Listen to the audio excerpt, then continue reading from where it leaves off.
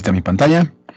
Y el tema de hoy va a ser pues la siguiente parte teórica y la última parte teórica antes de comenzar a pues ya aplicar la técnica, el método de modelado, bueno, técnica de modelado es lo mismo, y que empecemos a hacer muchos ejercicios, ¿no? Todo esto, como les dije en la primera parte del curso, pues es pura teoría y son las herramientas que vamos a utilizar para el modelado, ¿no? Es un poco aburrido, pero bueno, pues ahí ya vamos a acabar. Es el último tema. Y este tema se llama ecuaciones de equilibrio. Ya les había platicado que, pues básicamente, vamos a conocer las ecuaciones de los elementos pasivos y las ecuaciones de equilibrio de los sistemas, y luego vamos a hacer una combinación de ellas para llegar al modelo, ¿no? Eso es parte de lo que tenemos que hacer. Entonces ya vimos todas las ecuaciones de los sistemas, de los elementos, y ahora vamos a verlo de forma más genérica como sistema. Dependiendo de cada tipo de sistema, pues existen diferentes tipos de ecuaciones de equilibrio. También se llaman de balance o de conservación. Se lo voy a poner aquí.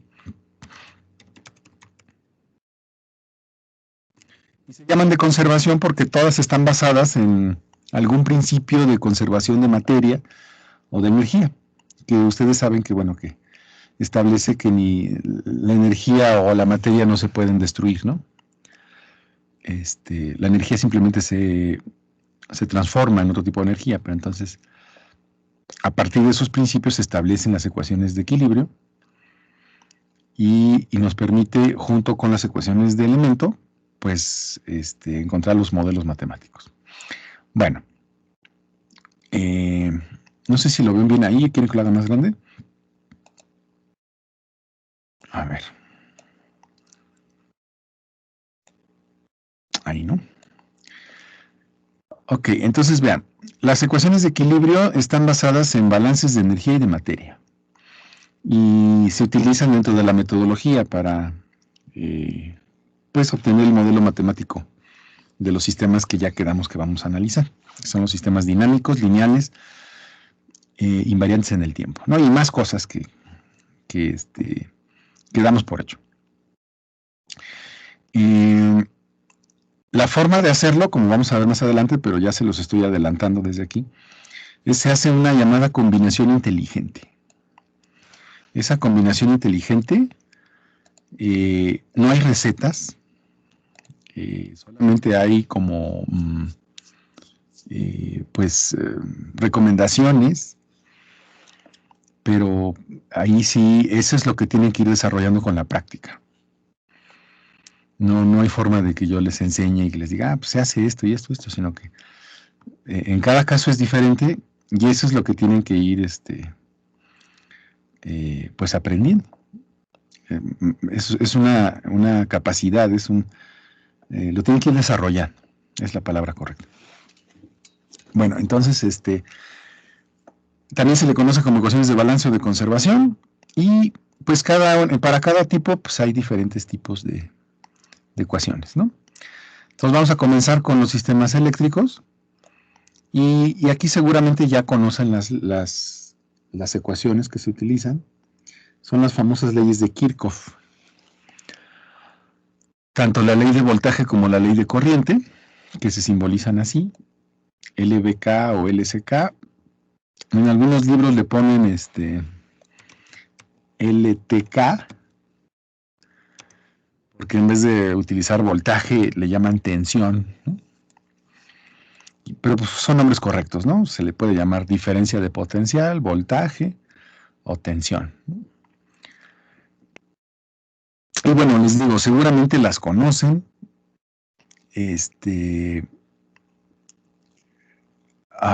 Lo que hacen es analizar que la energía, que es la diferencia de potencial, en un circuito cerrado, pues se mantiene, y el flujo de energía, que sería la corriente, pues también se mantiene en un circuito cerrado. De ahí surgieron las dos leyes, ¿no? Entonces vamos a ver la primera, que es la ley de corriente de Kirchhoff, la LSK.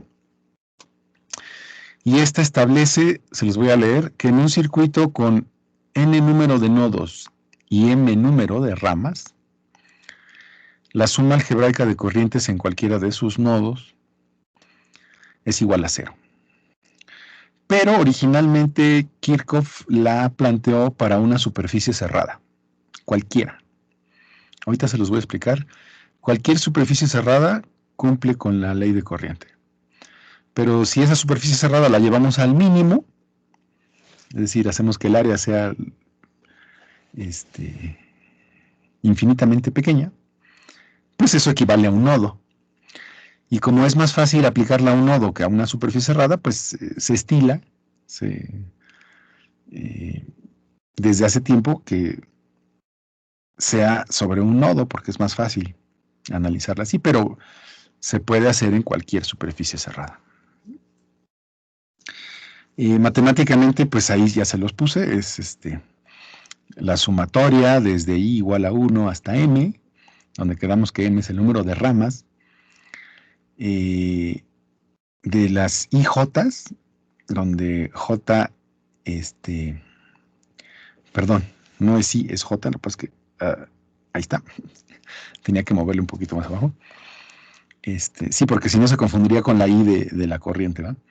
Entonces, desde J igual a 1 hasta M, es decir, se aplica para todas las ramas del circuito, la Jésima corriente se multiplica por un parámetro, por un coeficiente, que es el AKJ. El coeficiente tiene dos subíndices. J es referente a la rama y K es un número que varía desde 1 hasta N. ¿Por qué? Porque en un nodo o en una superficie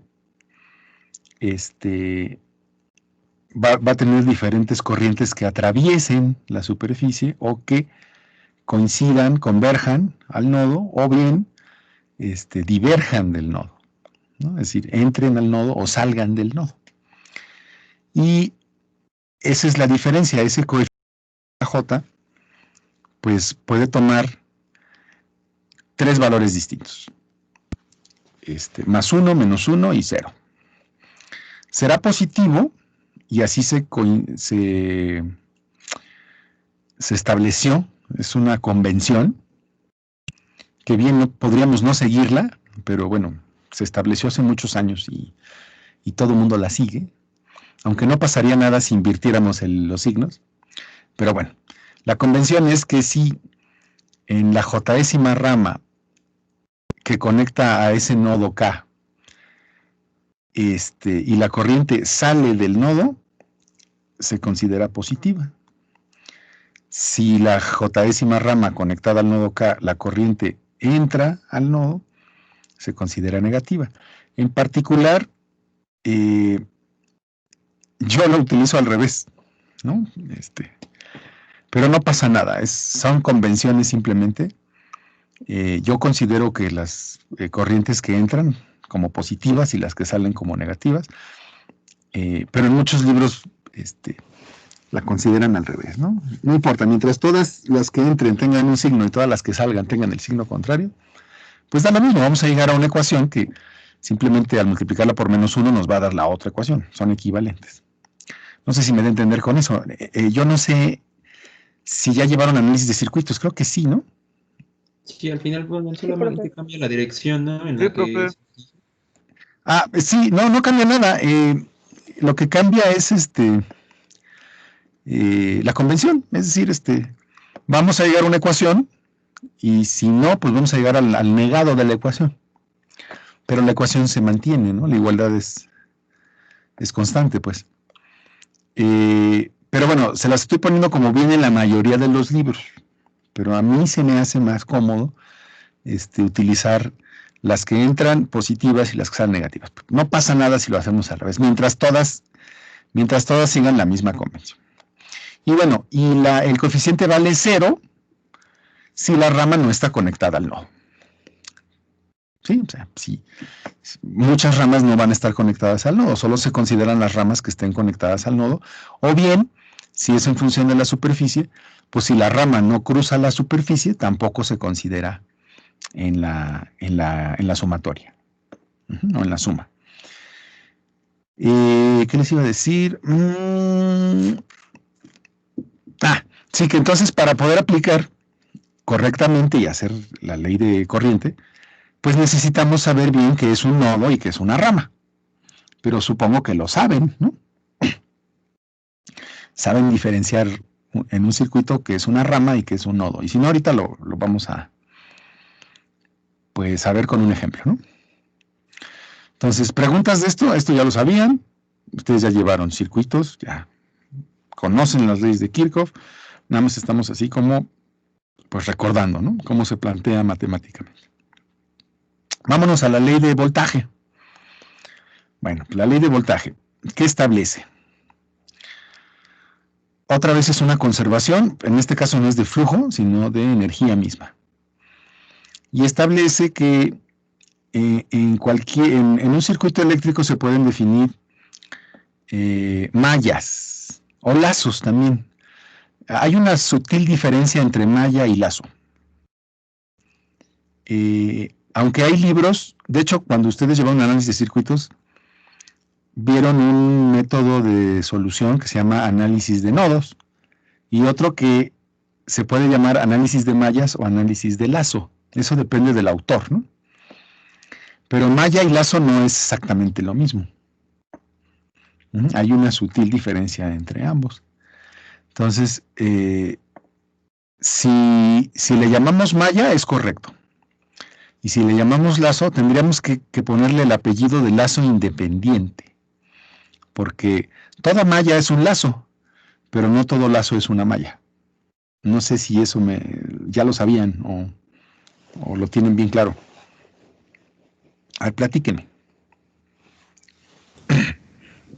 No, pues yo no sabía eso. ¿Cómo es que se diferencia? O sea, ¿cuándo es que uno sí es malla, pero no es lazo? Ya lo habíamos visto. Aquí en clase. ¿Lo expliqué? Es que no me acuerdo. Como también doy la materia de análisis de circuitos, no sé si ya se los expliqué a ustedes. La diferencia. Yo que recuerdo. ¿Ustedes no se los he explicado? Creo que no, profesor. Ok. No, Ahorita lo explicamos. Bueno, entonces, a ver, de todos modos, para que no se confundan, aunque son cosas diferentes, la malla y el lazo, la ley de voltaje de Kirchhoff se puede aplicar a ambas. ¿Sí? Entonces, no pasa nada, digamos. Malla, o sea, lazo, se puede aplicar la ley de voltaje. Pero aquí está establecida, porque está establecida con tanta formalidad y generalidad, que también utiliza el número de ramas. La sumatoria analiza todas las ramas, desde j igual a 1 hasta n.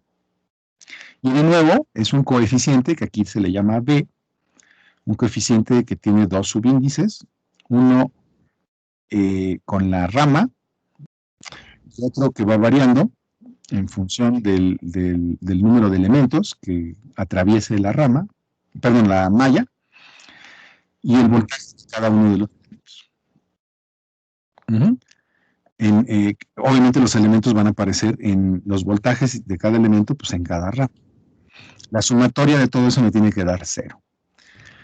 Entonces, de nuevo entra el número de ramas como todos los elementos de la sumatoria. Y el número de mallas es lo que determina K. K va a valer de 1, 2, 3 hasta el número de mallas. Bueno, ¿cómo se considera? Pues igual, el coeficiente puede valer más 1, menos 1 o 0.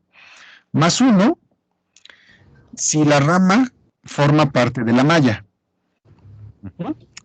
Y en el trazo a través de la malla, perdón, de la rama, se encuentra al principio un signo positivo. Es decir, cuando atravieso el elemento hay una caída de voltaje. Va de más a menos.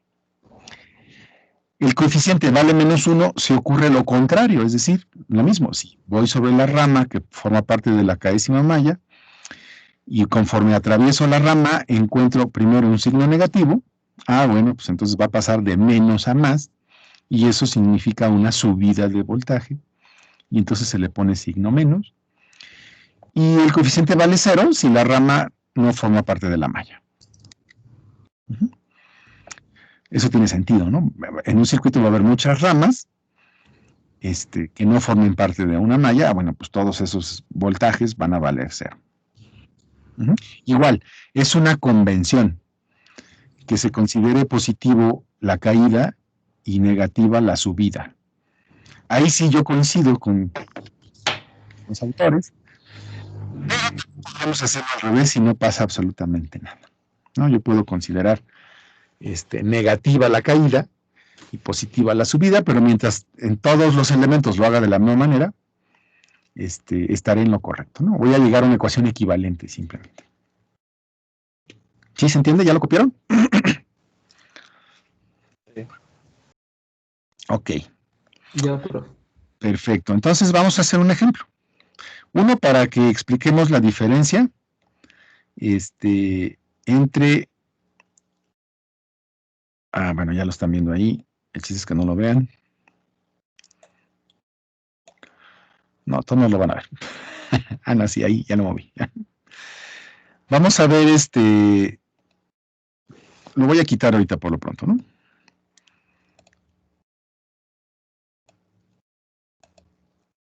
Apúntenlo si quieren. ¿Cómo se define un lazo? Pues es una trayectoria cerrada que comienza en un nodo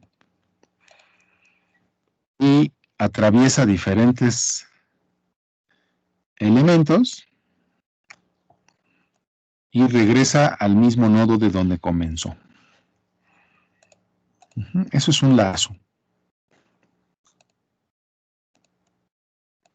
¿Podría repetirlo, profe, por favor?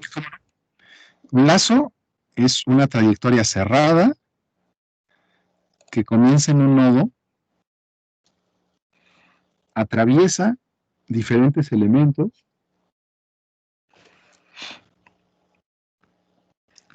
y termina en el mismo nodo donde comenzó.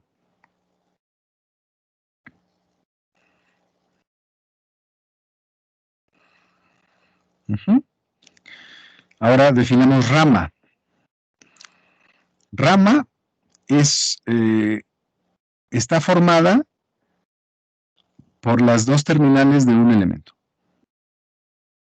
O bueno, más bien, un elemento con dos terminales forma una rama. Mejor así. Un elemento de dos terminales forma una rama. Pero esa rama se puede extender si un elemento comparte una terminal con otro elemento.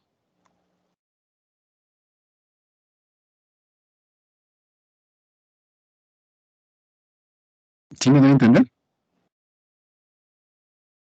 ¿Podría repetir lo último que dijo? Las ramas, dijimos que un elemento de dos terminales forma una rama, pero la rama se puede extender a varios elementos. ¿Qué tienen que tener en común? Si comparten una sola de las terminales, la rama se extiende a más elementos. Veámoslo aquí, miren. Vean aquí en la pantalla el elemento 1. Todos los elementos que dibujé son de dos terminales, ¿no? Porque ustedes saben que hay elementos de un circuito. En el caso del eléctrico, casi todos son de dos terminales, pero puede haber de tres. En el caso electrónico, pues ahí sí hay elementos de 3, 4, 5 terminales. Cuando nada más tiene dos terminales, el elemento mismo, cada uno de los elementos que ven aquí, que son 10, forman una rama, porque pues tiene sus dos terminales, ¿no? Pero si al menos hay dos de ellos que compartan una sola terminal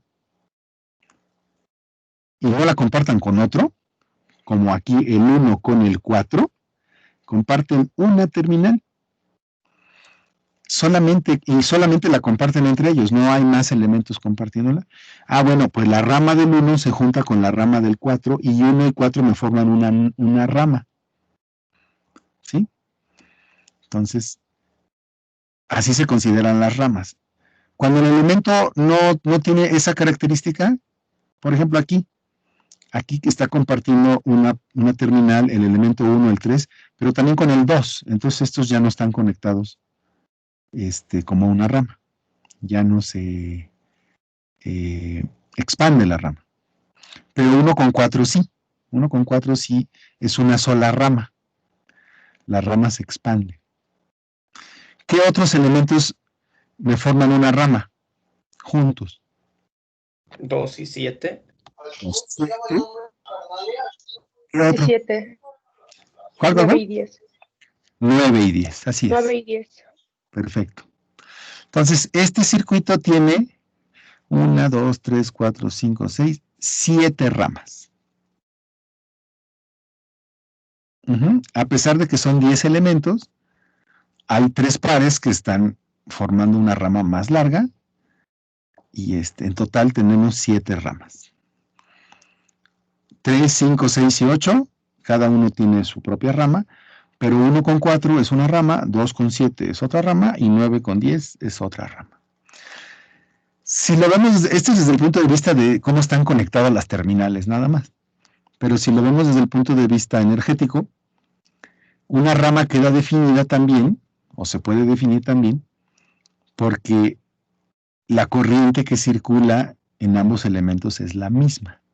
Y pues sí, como no tiene para dónde irse, para dónde bifurcarse una corriente, pues la corriente, hagan la analogía con una tubería, viene la tubería, pasa por aquí, pasa por acá, pues no tiene para dónde irse el flujo, ¿verdad? Entonces tiene que venir el mismo flujo de corriente, la misma corriente eléctrica en 2 o más elementos que estén conectados en serie. Esa sería otra forma de determinar las ramas de un circuito eléctrico.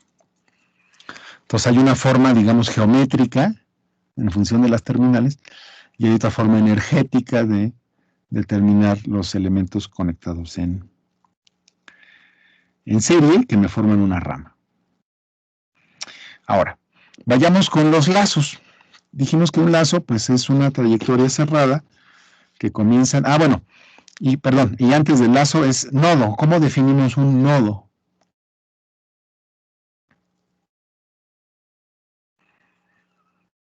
En función geométrica.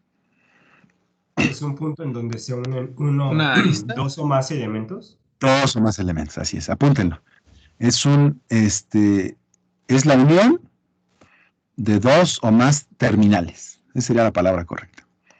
La unión de 2 o más terminales me forman un nodo.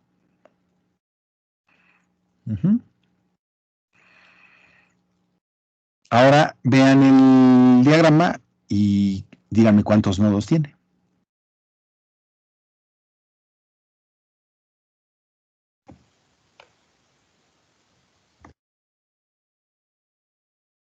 ¿6? ¿Qué opinan? Yo digo que 10. Yo ¿10? también digo que 10. ¿Qué opinan los demás? 10. 10. 10.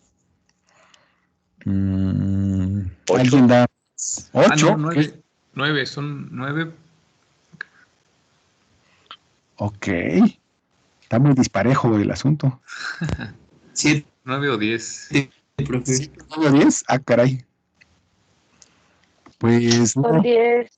todos están mal. 9. Todos Sí, están... yo solo veo 4, profe. Ah, caray, no, pues estamos peor. A ver, las voy a dibujar. A ver, aquí hay un nodo. Yo digo que 8. 2 terminales forman un nodo. Aquí hay otro nodo.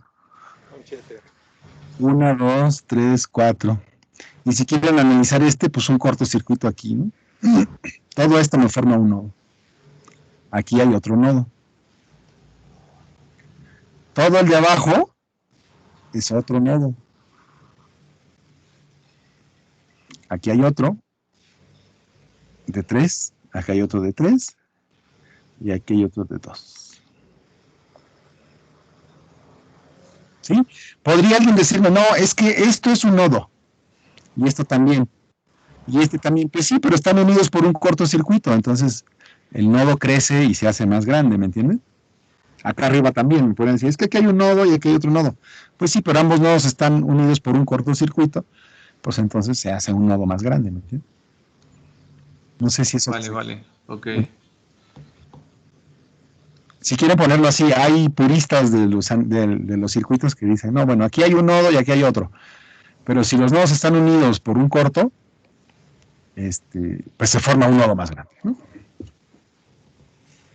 Entonces, dibújenlos, lo voy a borrar, pero ustedes en su cuaderno pues pongan cuáles son los nodos, ¿no? Ok. Ahora vamos con lo difícil, ya, porque ya que entendemos qué fue rama y qué fue nodo, pues ya podemos aplicar la definición de malla, de lazo, ¿verdad? Porque dice que comienza en un nodo y atraviesa. Bueno. Voy a comenzar en este nodo y tengo que terminar ahí mismo. Entonces, a ver, voy a dibujar un lazo. Yo no podría hacer me vengo por aquí, paso por acá, me vengo por acá y termino aquí. Ahí está un lazo. En ese lazo puedo aplicar ley de voltaje de Kirchhoff y se va a cumplir. Ese lazo considera el elemento 4, el 8, el 6, el 3 y el 1. Pero ¿cuántos lazos puedo hacer?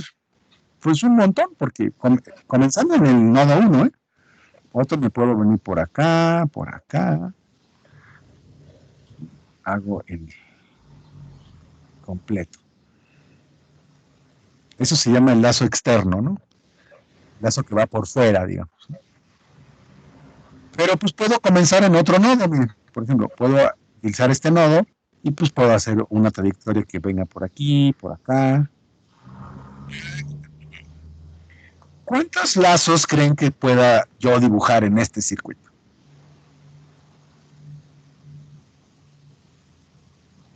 Pues no podría ser dependiendo de las mallas. No. ¿Cómo? No te escuché. Puede ser dependiendo de las mallas también, porque veo que se pueden encerrar por mallas, ¿no? Así es, hay un número finito de posibilidades, pero son un montón, ¿me entienden? Porque dentro, por ejemplo, miren aquí, puedo empezar en este nodo y hacer aquí un lazo pequeñito que comience aquí.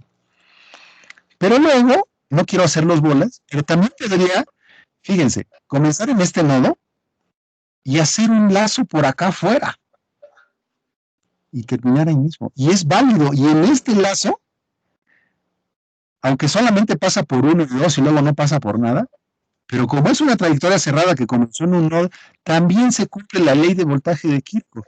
Así que, aunque hay un número finito, son un montón de lazos que podría definir.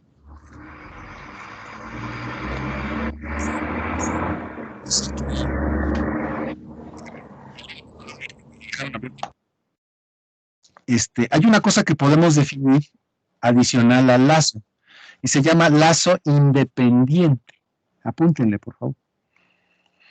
Un lazo independiente es un lazo que no contiene ningún otro lazo dentro de él. ¿Sí? Por ejemplo, de aquí, el lazo exterior, pues puede tener muchos lazos interiores, ¿no? Pero este lazo pequeñito que dice aquí, ya no puede tener dentro de él otro lazo. Entonces, a este lazo independiente se denomina malla.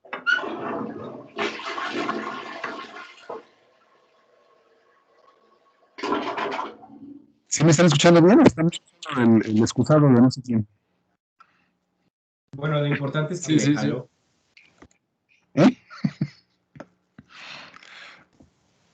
Sí, ya lo escuchamos ahora sí. Ya, ok. Sí, por favor tengan cuidado de que no dejen su micro abierto, sobre todo si le van a bajar a la tasa, ¿no? Todos nos enteramos. Ok. Bueno, si no, Entonces, ¿sí quedó claro? Sí. Por eso hay una sutil diferencia entre malla y lazo. Es decir, una malla es un lazo independiente, eso sí. Sin embargo, en los libros le llaman análisis de lazo también. Al análisis de malla, que sería el nombre correcto, también le llaman de lazo, pero tendrían que agregarle el apellido independiente para que entonces fuera 100% correcto. Pero no se lo añaden, entonces de repente eso causa pues confusión en el alumno, ¿no? Pero ya salimos de esa confusión, ¿no? Ok, entonces este ejemplo tiene 7 nodos, 7 ramas, 4 mallas, y pues ya no le puse el número de lazos. Algún día conté 24, pero pues puede tener más, ¿no? En aquella ocasión contamos 24, pero si consideramos incluso los lazos que pasan por fuera y que no, pues entonces ya puede crecer mucho, ¿me entiendes? Aunque sí hay un número finito. No es infinito el número de lazos, pero bueno. Y en todos los lazos puedo aplicar ley de voltaje de Kirchhoff. ¿Por qué se tiene que hacer la diferenciación con los lazos independientes? Porque si yo aplico ley de voltaje solo en los independientes, voy a llegar a un sistema de n ecuaciones con n incógnitas, donde voy a resolver para las corrientes de lazo o de malla, y puedo entonces determinar todos los voltajes y todas las corrientes de un circuito. Por eso el análisis de malla, pues solamente aplica ley de voltaje de Kirchhoff en las mallas. Aplicarlo en los lazos me daría ecuaciones redundantes y me daría un sistema de mayor número de ecuaciones que de incógnitas. ¿Sí me doy a entender? Entonces, por conveniencia de la metodología de solución, pero ley de voltaje de Kirchhoff se podría aplicar a cualquier lazo. ¿Sale? Bueno, a ver. Entonces, a ver, aquí les puse un ejemplo donde, a ver, vamos a aplicar ley de voltaje de Kirchhoff y ley de corriente de Kirchhoff en el siguiente circuito. Cópienlo si quieren. Ahí está. No le copien si quieren las cosas en rosa. Ahorita las explicamos y las vamos a ir poniendo poco a poco. Copien nada más los 6 elementos, ¿no? Ahora, mientras copian, una duda que surge comúnmente es, bueno, ¿y esos elementos qué son? Pueden ser lo que sea. Pueden ser fuentes de corriente, fuentes de voltaje, elementos pasivos, es decir, una resistencia, un capacitor, un inductor, un diodo, muchas cosas, muchos elementos. Lo único que pide es que cada uno de esos rectangulitos es un elemento de 2 terminales, ¿sí? Sin importar qué sea el elemento. Una pila, un generador, hasta un motor. Es decir, incluye elementos pasivos y elementos activos, no importa. Lo único que importa es que tenga 2 terminales. Porque la duda surgió porque en cada elemento, para hacer el análisis y para aplicar la ley de corriente y la ley de voltaje, tenemos que suponer o proponer, que sería la palabra adecuada, ya sea el flujo de corriente o la polaridad de las terminales del elemento. Cualquiera de las dos. Si yo propongo la polaridad, automáticamente el flujo queda establecido. Si yo propongo el flujo, el sentido de la corriente, pues automáticamente queda la polaridad. ¿Sí me doy a entender? Siempre el flujo de corriente tiene que ir de la patita de mayor potencial a la patita o terminal de menor potencial. Y ese es el paso siguiente, digamos. Tenemos el circuito pelón, nada más con sus elementos, y el paso siguiente es proponer la polaridad y o el sentido de flujo. Yo propuse los dos para que no haya ninguna duda. Entonces, a cada elemento, voy a comenzar aquí con el 1. Dije, bueno, yo voy a suponer que aquí está la patita de mayor polaridad y aquí la de menor polaridad. Así leo yo el voltaje 1 y por lo tanto la corriente siempre va de mayor a menor potencial. Y entonces ya dibujé la corriente. Ambos les pongo el subíndice 1 para que dé a entender que es pues, del elemento 1. Y la corriente va en este sentido. Si yo solo propusiera la corriente, no pasa nada. Queda sobreentendido que esta es la terminal de mayor potencial que la otra, ¿no? Y así me voy con cada elemento. Yo propongo polaridades y flujos. Ahora, alguien me dirá, pero ¿cómo aquí este tiene menor potencial y este tiene mayor potencial? Pues no pasa nada. Cuando se resuelva el circuito, si yo me equivoqué en alguna de las polaridades o en alguna de las direcciones, me va a salir negativo.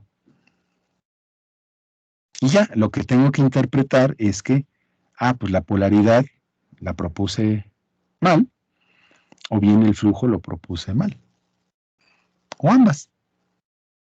¿Sí se entiende eso? Sí lo veían eso en análisis de circuitos, ¿no? Cuando proponían mal algo, les daba un voltaje negativo, ¿no? Y no pasaba nada. Nada más tenían que interpretarlo de forma correcta, ¿no? Igual, cuando les daba una corriente negativa, ¿qué decían? Simplemente yo la propuse invertida. Claro, que la recomendación es que sí se haga un análisis previo para evitar que pues, nos den resultados negativos, ¿no? Hay que tratarlo de evitar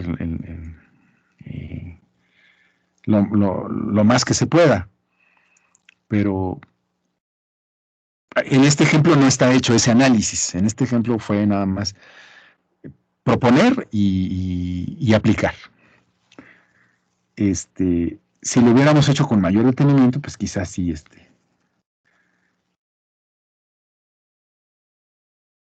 evitaría, estoy seguro que al resolver me van a dar algunos, o al menos uno, un voltaje y o una corriente negativas. Porque vean, no sé si se fijan que así como propuse las polaridades, en este nodo de aquí abajo, donde convergen la corriente 5, la 6 y la 2, todas las corrientes entran y eso no puede ser. ¿Sí se dan cuenta que en este nodo la corriente 5, la 6 y la 2 entran? Entonces, alguna está mal propuesta. O dos, quizás estén mal propuestas. No pueden entrar todas, alguna mínimo tiene que salir, ¿me entienden? Entonces, pues ahí está, simplemente. Entonces, yo seguí nada más la regla, proponer para aplicar. Ya si resuelvo, pues algo va a decirme que va a salir negativo. No sé si me da a entender con eso. Sí, profe. Bueno. Entonces, por ejemplo, podríamos cambiar la polaridad del elemento 6 para que sea de sentido contrario. Sí. O la del 5 o la del 2. La cosa es que como todas entran, digo, aquí hay algo raro, ¿no? Pero sí se puede aplicar la ley de voltaje y la ley de corriente, no pasa nada.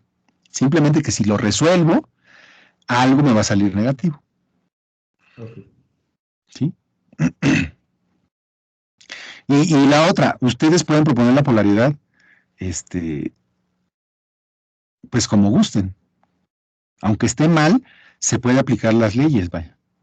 Las leyes no fallan. Los que fallamos somos nosotros, pues, ¿no? Al proponer algo erróneo. A ver, entonces, todo el mundo identifica los 4 nodos, ya hasta le puse numerito, ¿no? Aquí está el nodo 1, que sería este, el nodo 2 sería todo este, el 3 sería este, y el 4 todo el de abajo. Son 4 nodos. Quiere decir que por nodos yo podría aplicar 4 veces la ley de corriente de Kirchhoff. Aunque ahorita se las voy a aplicar a una superficie para que vean que también se puede en una superficie. ¿Ok? Pero por eso aquí está aplicada 4 veces. Una vez en cada nodo. Y vean, entonces, analizamos en el nodo 1. Aquí está el nodo 1. Yo considero las corrientes que entran positivas y las que salen negativas. ¿Qué corriente entra al nodo 1? Ninguna. Todas salen. La I1 sale del nodo, la I4 sale del nodo y la I6 sale del nodo. Por lo tanto, las tres llevan signo menos. Ahí es donde me doy cuenta de que quizás algo hice mal.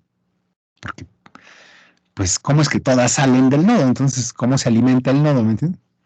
Es como que todo el agua sale, ¿no? Pues entonces, ¿de dónde entra agua? ¿No? Alguna va a salir negativa, pero no importa, yo puedo aplicarlo y hasta que resuelva me daré cuenta que fue lo que hice mal. Pero ahí está bien aplicada la ley de corriente. Si considerara yo que las que salen son positivas, pues es como si yo multiplicara la ecuación 1 por menos 1. Me quedaría I1 más I4 más I6 igual a 0. Es una ecuación equivalente, no pasa absolutamente nada. Ahora, ley de corriente de Kirchhoff en nodo 2. Vean, aquí sí tengo una combinación. En este nodo entra I1, pero sale I3 y sale I2. Ah, bueno, entonces queda I1 positiva, mientras que I2 e I3 negativas, y todo igual a 0. ¿Sí me siguen? Vayamos al nodo 3. Aquí está el nodo 3. Igual, ahí en ese nodo sí, I3 entra al nodo, I4 entra al nodo, pero I5 sale del nodo. Entonces, I3 e I4 tienen signo más, pero I5 tiene signo menos. Y finalmente, en el nodo 4, que es este que está acá abajo, todas entran. I6, I5 e I2 entran. Por lo tanto, todos tienen signo positivo, se suman y se igualan a 0. Y como la del nodo 1 y la del nodo 4 algo está mal, pues lo más seguro es que efectivamente aquí yo me equivoqué en el elemento 6. Seguramente el elemento 6 su corriente va en sentido inverso. Lo puedo deducir de lo que acabo de hacer, ¿no? Y eso tendría más sentido. Entonces, si yo resuelvo así como están puestas estas ecuaciones, lo más seguro es que la I6 me va a salir negativa. Lo puedo corregir desde ahorita, ese sería lo ideal. Pero lo dejé así para que vean que de todos modos no pasa nada. Me puedo seguir con ese error. ¿Sí se entiende? Sí. Ok. Ahora apliquemos ley de voltaje de Kirchhoff. Para eso tengo que determinar el número de mallas. ¿Cuántas mallas tiene el circuito? Perdón. Antes de eso les dije que también se puede aplicar a una superficie, ¿verdad? Y les dije que lo íbamos a hacer para que vieran la diferencia. Yo puedo seleccionar la superficie que se me antoje. A ver, voy a poner de este color, naranja. Por ejemplo, miren esta superficie. Tiene que ser una superficie cerrada. Entonces vean, ¿cómo quedará la ley de corriente de Kirchhoff en la superficie? Pues nada, me tengo que fijar en qué corrientes entran a la superficie. Ninguna. Todas salen. Entonces me va a decir que menos I1, menos I4 y menos I6 es igual a 0. Y vean, coincide con la del nodo 1.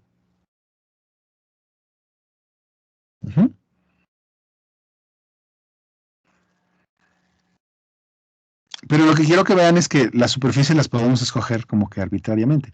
Pues sí, vean, si esta superficie la hacemos más chiquita y cada vez más chiquita y más chiquita, pues vamos a llegar al nodo, ¿me entienden?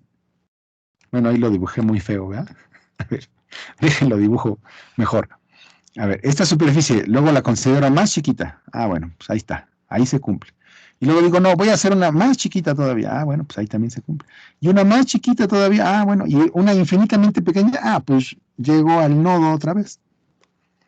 Y se cumple tanto en el nodo como en todas las superficies que fui escogiendo. ¿Sí se entiende? Sí. Ok. Sí. Muy bien. Pero no se suele hacer en superficies, a menos que sea un problema muy, muy particular. Se sugiere que siempre lo hagan en nodos, porque es más fácil, ¿no? Porque así nos va, igual cuando resolvemos por nodos, pues hacerlo en cada uno de los nodos del circuito me va a llevar a un sistema de n ecuaciones con n incógnitas. En cambio, si lo hago por superficies, puede que yo me equivoque y que de repente saque una superficie y una ecuación que no me sirva de nada, ¿me entiende? Entonces, pues se recomienda que se haga en nodos, pero de hecho Kirchhoff originalmente la propuso para superficies, hasta que alguien vio que era más conveniente hacerla por nodos para resolver el circuito. Para modelarlo, lo podríamos hacer en superficies. ¿Sí me da a entender? Ok. Dicen que el que calla otorga. Bueno, entonces ahora, para aplicar ley de voltaje, pues tengo que definir las mallas, ¿no? Pues bueno, pues es muy fácil. De hecho, si se fijan, las mallas son las ventanitas, ¿no? Aquí, en esta ventana, formo la malla 1. Nada más no sé si aquí es la malla 3 o la 2. Ahorita lo checo. Puede que aquí esté la 2. Puede que aquí esté la 3. La cosa es que son 3 mallas, ¿no? Ahí están las 3 mallas. Lazos puede haber más.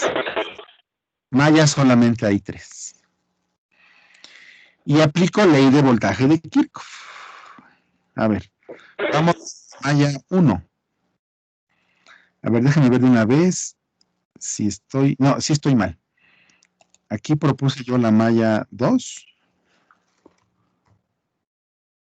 Déjenme lo corrijo de una vez. Ahí está.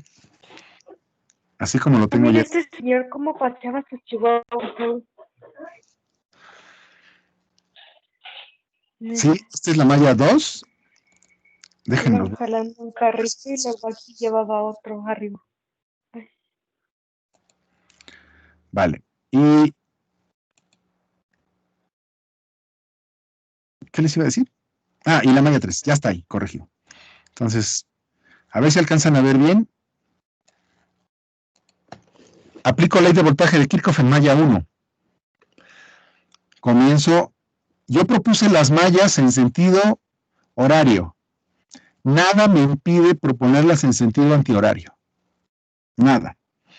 Pero bueno, se les recomienda que sigan un criterio. Pues siempre háganlo o en sentido horario o si siempre lo van a hacer, siempre háganlo en sentido antihorario. Yo lo hago en sentido horario como los cánones. Entonces comienzo en este nodo, paso por el elemento B1 de más, no sé si se alcanza a ver ahí, de más a menos, por lo tanto es una caída y yo considero las caídas como positivas, por eso pongo B1. Sigo la trayectoria de la malla, ahora paso por el elemento 3, también de más a menos, otra caída, positiva, el voltaje B3, y ahora paso por el elemento 4, que es de menos a más, es una subida, entonces, subida de potencial, entonces el voltaje 4 lo considero como menos, y ya terminé, y lo igualo todo a 0. Hago lo propio en la malla 2, que es esta de aquí, comienzo de este lado, paso por el elemento B4, pero ahora paso de más a menos, positivo, paso por el elemento 5, de más a menos, positivo, y por último, recorro la rama del elemento 6, de menos a más, entonces me queda negativo, lo igualo a 0, y ahí está la otra ecuación. Y finalmente, en la malla 3, comienzo aquí, paso por el elemento, comencé acá arriba, paso por el elemento 2 de más a menos, signo más, paso por el elemento 5 de menos a más, subida, signo menos, y por último recorro el elemento 3, también de menos a más, por lo tanto una subida, y por lo tanto va con signo negativo, igual a 0, y de ahí me sale la tercera y última ecuación de balance. ¿Dudas, preguntas? ¿Todo bien? Todo bien. Todo bien. Sí. Perfecto. Sí, todo bien. Muy bien. Y sobre todo porque ya llevaron la materia, así que pues ya nada más es recordar cómo se aplica la ley de voltaje y la ley de corriente. Ahora, de nuevo, ¿puedo yo aplicar la ley de voltaje a una malla, a un lazo, ¿no? Y eso no pasa nada. Yo puedo definir este lazo y decir, a ver, yo quiero considerar el lazo exterior. Siempre se puede dibujar un lazo exterior. Ah, bueno, pues entonces la ley de voltaje de Kirchhoff en el lazo exterior sería, comienzo por aquí, V1, como va de más a menos positiva, luego V2 también más a menos positiva, y por último V6, que es así, va de menos a más negativa, igual a 0. Y entonces puedo seguir definiendo más ecuaciones en función de esos otros lazos que yo pueda determinar, a los cuales sin ningún problema le puedo aplicar, ley de voltaje de Kirchhoff. Pero ¿qué pasaría? Pues entonces voy a empezar a tener ecuaciones redundantes, ¿sí? Porque yo cuando sustituya aquí, ¿para qué utilizo ley de voltaje? Ah, porque voy a utilizar voltaje de nodo para resolver. Entonces, cuando empiece a sustituir nodos, resulta que nada más necesito 3 nodos, entonces con 3 ecuaciones es suficiente. Si sigo sacando ecuaciones y ecuaciones, voy a tener un mayor número de ecuaciones que de incógnitas, que también tiene solución, ¿no? Pero me estoy enredando yo solito, ¿me entienden? Ley de voltaje de Kirchhoff se utiliza para análisis de nodo. Y este circuito tiene 4 nodos, pero como uno lo voy a agarrar de referencia, solo necesito 3 ecuaciones para resolverlo. Si saco más ecuaciones, me estoy ahorcando yo solo. ¿Sí me da a entender? Sí. Perfecto. Entonces, aquí en el modelado, sí se recomienda que igual, solamente apliquen a las mallas. Es suficiente con que apliquemos a las mallas. No es necesario que apliquemos ley de voltaje a lazos, solo a los lazos independientes o mallas. Y la ley de corriente también, que solamente se aplique a los nodos. No se aplique a superficies, porque nos podemos perder y sacar ecuaciones redundantes. De todos modos, en la metodología vamos a ver hasta cuándo se tiene que seguir aplicando ley de voltaje o ley de corriente. Sí hay una, ¿cómo decirles? Una regla clara que dice, tienes que aplicar tantas veces hasta que ocurra tal cosa. Una condición. Entonces, no se preocupen por eso, lo vamos a ver. Vale, entonces ya recordamos cómo se hace en los sistemas eléctricos. Ahora vámonos con los sistemas mecánicos. Voy a hacer más grande esto. Ahí está bien, ¿no? Entonces, vean. Así como hay 2 ecuaciones que se aplican a los circuitos eléctricos, algo similar pasa con los sistemas mecánicos. No son 2 ecuaciones. Es un principio y una ley las que se aplican aquí. Allá en circuitos eléctricos en realidad son 2 leyes. Las 2 leyes de Kirchhoff. Aquí es una ley, que es la tercera ley de Newton, y un principio que es el principio de D'Alembert.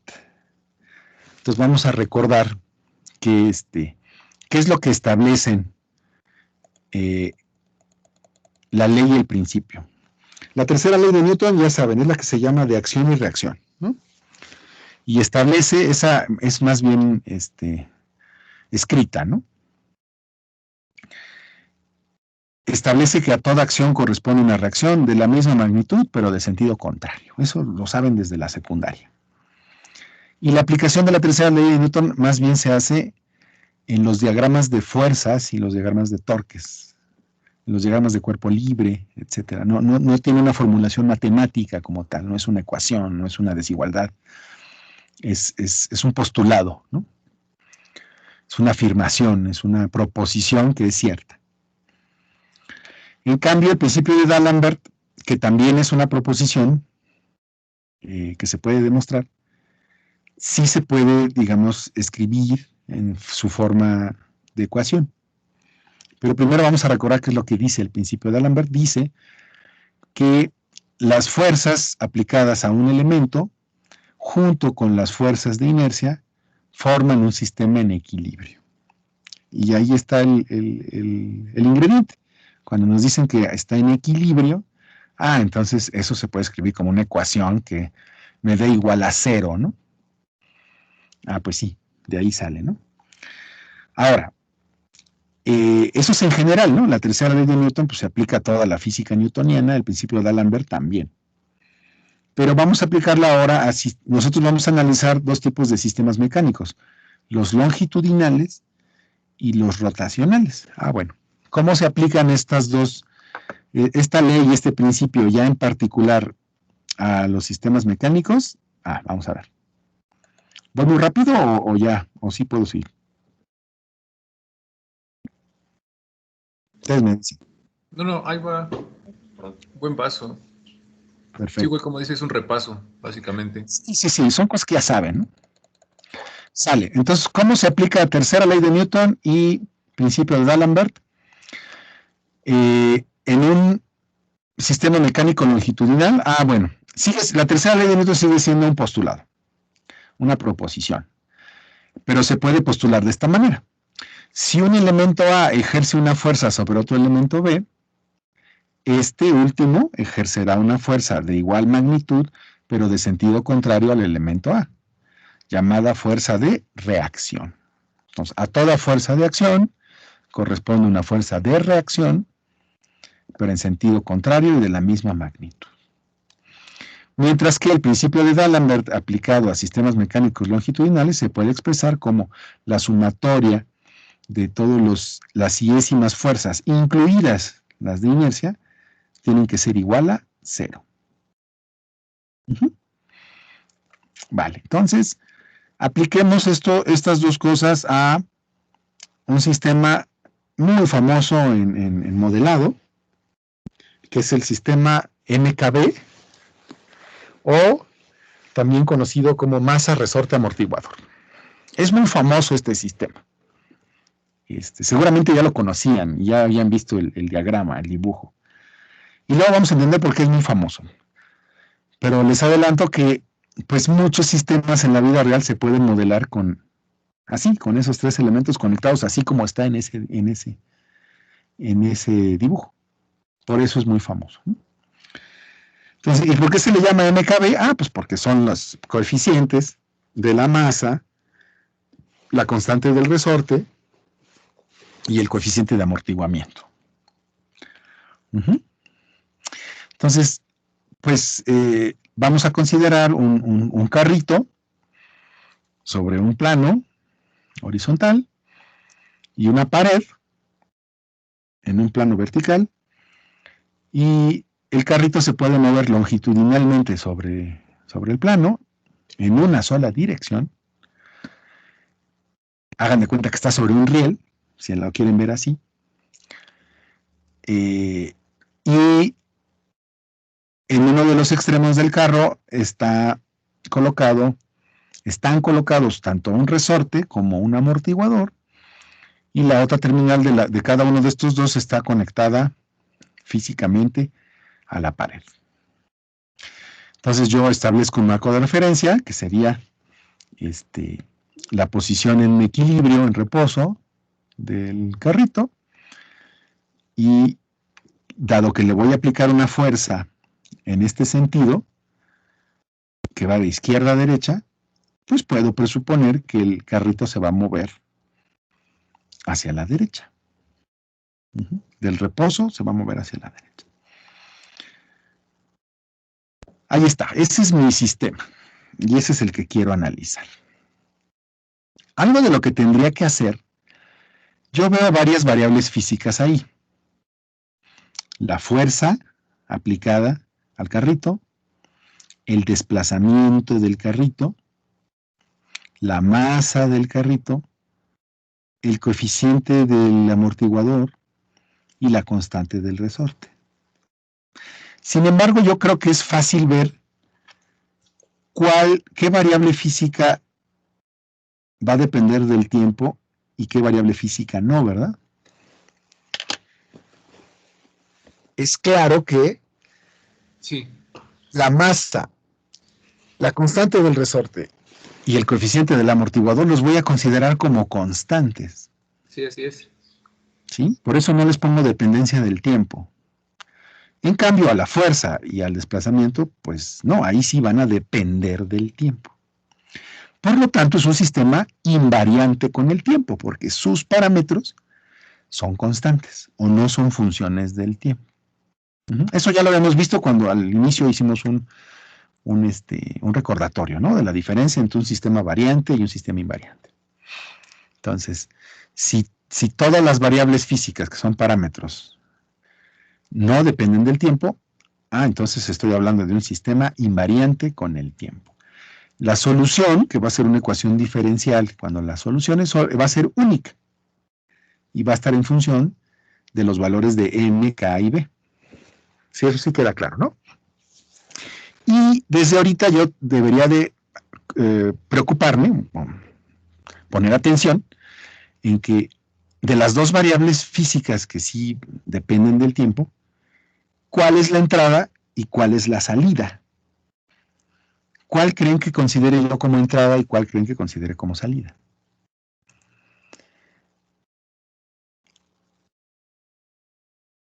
¿No? ¿Les ayudo? El desplazamiento como salida. La entrada es la... Y la entrada es la fuerza, ¿verdad? Ajá, sí. Y la entrada como la fuerza. Así es. Entonces, eso, aunque no es parte ahorita, porque es parte de la metodología que les voy a enseñar, pero pues qué bueno que desde ahorita ya estemos preocupándonos que esto es la excitación o entrada.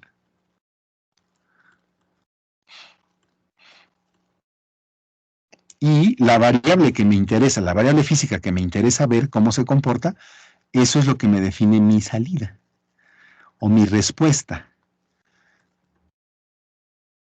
O otra forma de llamarle es la variable de interés. Son sinónimos.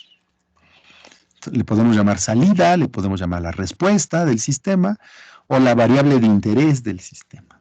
Sí, pues a mí me interesa, si yo golpeo el carro, lo empujo, pues, ¿qué va a pasar? ¿Cómo se va a desplazar? ¿No? Eso es lo que quiero saber.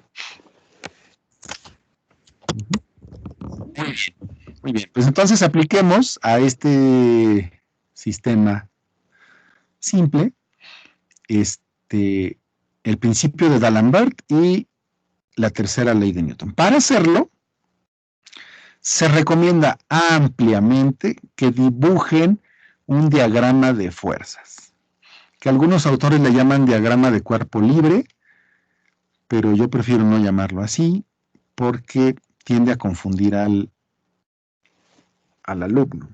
Entonces, llamémosle diagrama de fuerzas. ¿Qué es lo que debe de incluir el diagrama de fuerzas?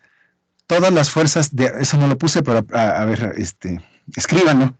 Ya no lo puse, pero escríbanlo. Debe de incluir todas las fuerzas de acción y de reacción de cada elemento. Pónganle ahí, por favor. Diagrama de fuerzas es un dibujo, un diagrama, donde se deben de plasmar todas las fuerzas de acción y de reacción de cada uno de los elementos que forman un sistema. Queda muy claro así, ¿no? ¿Y cómo lo dibujo? Bueno, como tengo que dibujarle fuerzas de acción y de reacción, lo que tengo que hacer es dibujar todos los elementos igual, pero por separado, separarlos mecánicamente, digamos. Entonces eso es lo que hice. La resistencia, el resorte, perdón, y el amortiguador, pues originalmente están pegados, ¿no? Mecánicamente, están ligados mecánicamente a la masa, pero en el diagrama de fuerzas, no, los despego.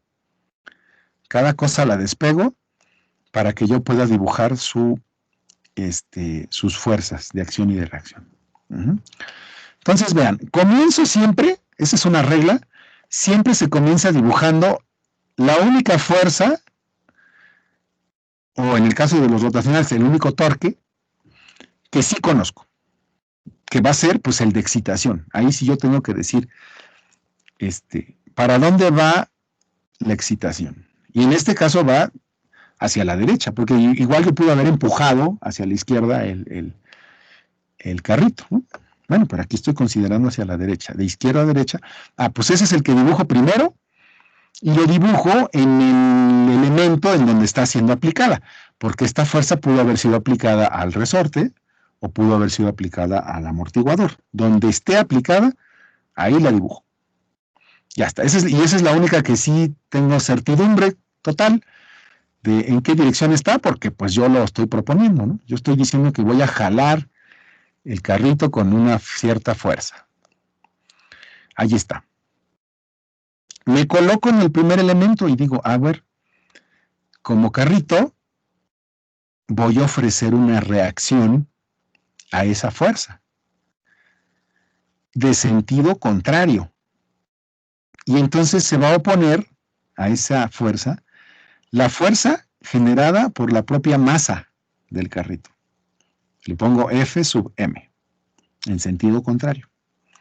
Y también, como está conectado originalmente el resorte, pues también el resorte, con la fuerza del resorte, que voy a llamar F sub K, también se opone a la excitación. Y también, como el amortiguador está conectado físicamente, va a haber una fuerza de reacción del amortiguador, a la cual llamo F sub B. Aquí no se trata de ponerlo cuantitativamente. Esta es una descripción cualitativa. Nada más se trata de poner qué fuerzas se oponen a qué otras fuerzas. Pues, ¿no? ¿Cuáles son las fuerzas de acción y cuáles son las fuerzas de reacción? Entonces, aquí F de T es la de acción, y F de M, F de K y F de B juntas son la fuerza de reacción. Luego, entonces, F de K tiene una acción sobre el propio resorte. Por lo tanto, el F de K va a querer comprimir el resorte, y el resorte se va a oponer con una fuerza en reacción a F de K. La dibujo. De este lado, en esta terminal del resorte. Pero en el otro lado, pues el resorte mismo también va a tratar de empujar a la pared con una fuerza F de K, y la pared se va a oponer con otra fuerza de la misma magnitud, pero de sentido contrario, y también la dibujo. Muchas veces esta fuerza, este par de fuerzas de acción y reacción ya no se dibujan, pero ya por ser académicamente conveniente, pues las dibujé para que vean que pues, sí. También la pared sufre, ¿no? Porque si la pared fuera muy delgada, pues quizás cuando empujemos o cuando jalemos se va a destrozar la pared, ¿no? ¿Sí se entiende? Sí. Perfecto. Pues, bueno, por eso las puse, ¿no? Sí, igual. Sí, acción y reacción. Sí, exacto. Nada más para cumplir y que el diagrama lo tengamos bien completito, ¿no? Todas las fuerzas que actúan. Igual, lo mismo pasa con el amortiguador. La masa va a tener esta fuerza de reacción sobre el amortiguador. Para el amortiguador esto va a ser acción ahora, y su reacción va a ser, pues, esta, en sentido contrario, en este lado del amortiguador, y del otro lado, el amortiguador va a tratar de accionar sobre la pared, y la pared, pues, responder sobre el amortiguador. Y ya dibujé yo el diagrama de fuerzas completo. Puede ser que yo, ustedes me dirán, pero a ver, aquí algo está raro, porque si yo jalo el carrito, en realidad el resorte va a jalar la pared, y la pared se va a oponer a que lo jale. No importa, el chiste ahorita nada más es descriptivo. Acción y reacción. Puede ser que igual los sentidos sean erróneos, pero eso no importa para el modelado, ¿me entienden? Solamente acción y reacción. Sí. Las aplicaciones, ¿no? De la fuerza. Exacto. O de las fuerzas. Exacto. Entonces, en cada elemento puedo aplicar, ahora sí, ya apliqué tercera ley de Newton, que es lo que estaba buscando. Y en cada elemento puedo aplicar ahora principio de D'Alembert. Sale. Pero vean, entonces aquí está el principio de D'Alembert, la sumatoria de todas las fuerzas en un elemento tienen que ser igual a 0. Lo aplico en este elemento, en el de la masa. Y veo, bueno, f de t la voy a considerar positiva, aunque esté yendo de izquierda a derecha y de derecha a izquierda, no importa. Yo considero que la entrada es la positiva.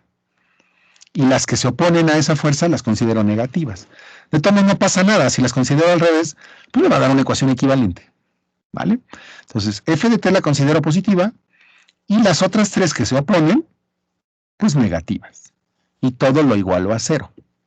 Esa es una forma de verlo. La otra forma de verlo es poner de un lado de la ecuación todas las que van en un sentido y del otro lado de la ecuación las que van en el otro sentido. Voy a llegar exactamente a la misma formulación y a la misma ecuación. Lo puedo aplicar también aquí en el resorte.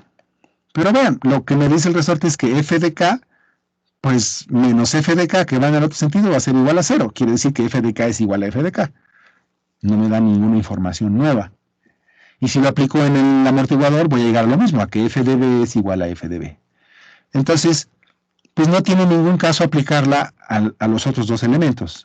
El único elemento que sí me dio información y una ecuación útil para mi modelado fue aplicarlo en la masa. Pero eso es solamente en este caso. En cada sistema tenemos que analizar en dónde sí me conviene aplicar y en dónde no me conviene. ¿Dónde no me conviene? Pues cuando no me da información nueva. ¿Dónde sí me conviene? Cuando me da información útil para mi modelo. ¿Se entiende eso? Ay, perdón. Ok. Ahí está. Entonces, puedo aplicarlo 3 veces, pero solamente una vez, solamente aplicado a la masa, me fue útil. Aplicado al resorte y aplicado al amortiguador, no me fue útil porque me da cosas que ya sabía. O que son triviales, si lo quieren ver así.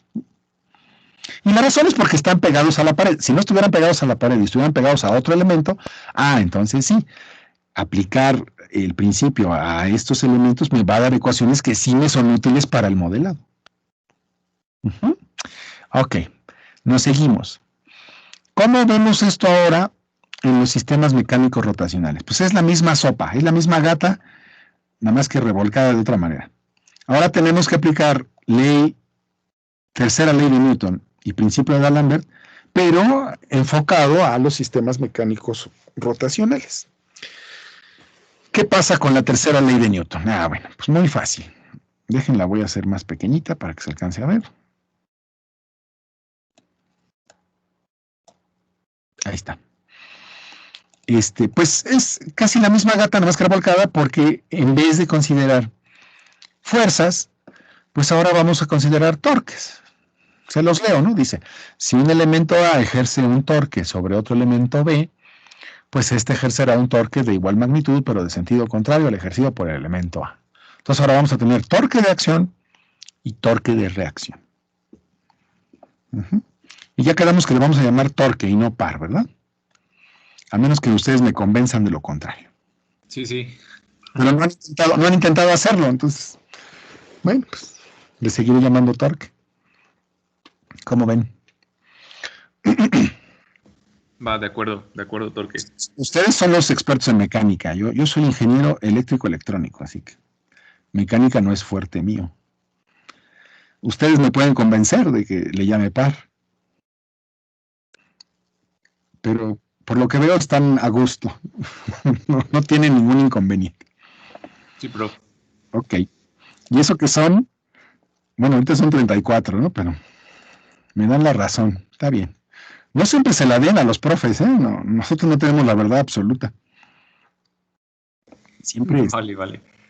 Les recomiendo que increpen con razón, ¿no? No solo por increpar, ¿no? O sea, que estén en desacuerdo, vaya, no siempre estén en acuerdo con el profe. Pero bueno, esa fue la tercera ley de Newton. Ahora, el principio de D'Alembert, pues es lo mismo, pero entonces en vez de ser sumatoria de fuerzas en un elemento, ahora van a ser sumatoria de torques en un elemento. ¿Sale? Y aquí, si quieren ponerlo a mano, ya no lo puse, pero se incluyen todos los torques, incluyendo el torque debido a la inercia rotacional. Entonces pónganle ahí. la sumatoria de los torques, incluyendo la inercia rotacional, está en equilibrio. Eso significa que la sumatoria tiene que ser igual a 0. Ok. Entonces, pues vamos a ver un ejemplo. Les pongo el símil de un sistema MKB. Acá se le tendría que llamar JK sub teta B sub teta, ¿no? Es el símil. Si se fijan, pues aquí puse un sistema con el amortiguador es una resistencia mecánica. El resorte es un inductor mecánico y la masa es un capacitor mecánico. Bueno, pues aquí está otra vez. La inercia es el capacitor mecánico. El resorte es el inductor, el resorte torsional es el inductor mecánico y la resistencia mecánica es este elemento que es un valero o rodamiento. Ok, vale. Esto es un volante de inercia y esto, acuérdense que el inductor tiene dos posibilidades, de aparecer como una flecha no rígida, una flecha que se puede torcer, o bien en forma de un resorte torsional. En este caso no aparece en forma de resorte, aparece en forma de flecha, una flecha no rígida. Entonces esto también podría ser como un motor, ¿no? Un motor que tiene esto sería el rotor del motor, que tiene su inercia, el valero, donde está agarrado el motor, no necesariamente es que esté agarrado de un solo valero, pero que los dos valeros los considere como un solo coeficiente de fricción de ambos valeros, y la flecha que sale del motor, que se puede torcer y que a lo mejor aquí luego le conecto algo, pero quiero analizar qué pasa con este sistema solito. Y aprovechando que salió lo de volante de inercia, les preguntaba al otro grupo, es que no les he platicado, bueno, doy esta materia también allá en el tecnológico, y les preguntaba a los compañeros que todos los motores de combustión llevan un volante de inercia. Y les preguntaba, ¿para qué? ¿Para qué lo llevan? Se lo podríamos quitar, ¿no? Y no pasa nada, ¿o sí pasaría algo?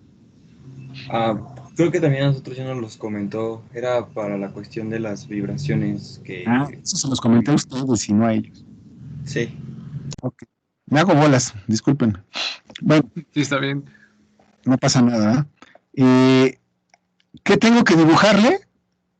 La entrada. Fíjense que aquí no dibujé la salida, pero bueno, la voy a dibujar. Si yo le meto un torque fíjense la entrada ¿dónde está? Está en el volante de inercia. No está ni en el valero ni en la flecha, pero podría estar en la flecha o podría estar en el valero. Pero si yo quiero girar con un torque en sentido antihorario, ¿para dónde se va a mover el sistema?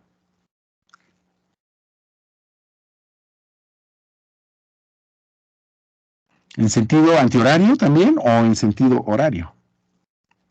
Antihorario también, ¿no? También, ¿no? Entonces, eso es algo chistoso que tienen los sistemas. Bueno, no. Tanto el mecánico traslacional como el rotacional, pues la dirección de la excitación me va a decir la dirección de movimiento. ¿Sí? Hace rato lo notaron también. Yo propongo... La dirección de la fuerza. De izquierda a derecha, pues el movimiento también lo va a hacer de izquierda a derecha. Pues aquí pasa lo mismo. El torque es sentido antihorario, pues el desplazamiento angular también lo va a hacer. ¿Vale? Entonces, con que yo ponga el torque, ya queda entendido que el desplazamiento va a tener la misma dirección. Vale. Entonces, hago algo muy parecido. Dibujo lo que es el diagrama de torques. Déjenlo pongo por acá. Bueno, aquí nada más hice un recordatorio de que capacitores e inductores son elementos pasivos que almacenan energía. pero que la diferencia principal entre ambos es la rapidez con la que pueden hacer este almacenamiento de energía. Y ya habíamos platicado de esto, ya lo habíamos visto cuando vimos los elementos, que los capacitores no pueden almacenarla instantáneamente, mientras que los inductores sí.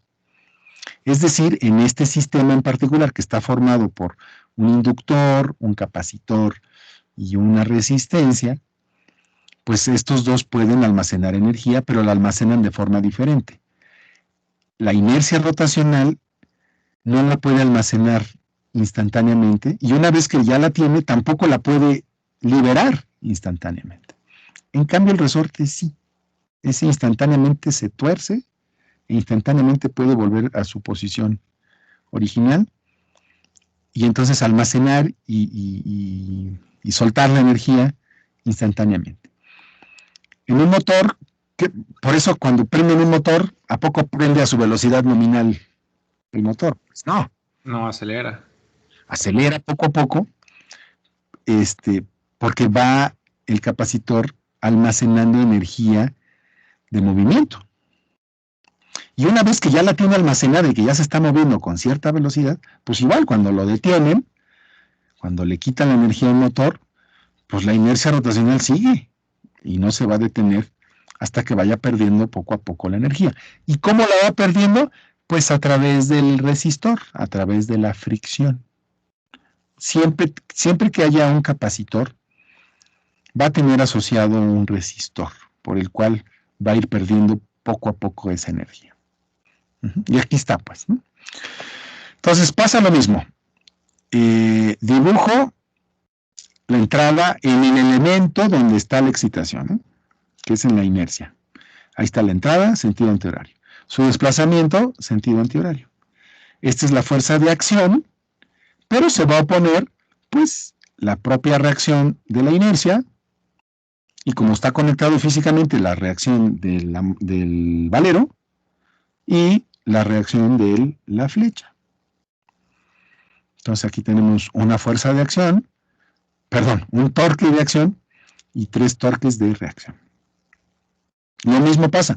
De este lado, el valero mismo, pues va a tener una reacción sobre este torque en sentido contrario, y sobre las paredes de donde esté amarrado o fijado, el valero, pues va a tener otra vez una acción, y aquí ya no lo dibujé, pero pues las propias paredes van a tener una reacción sobre ese torque, ¿no?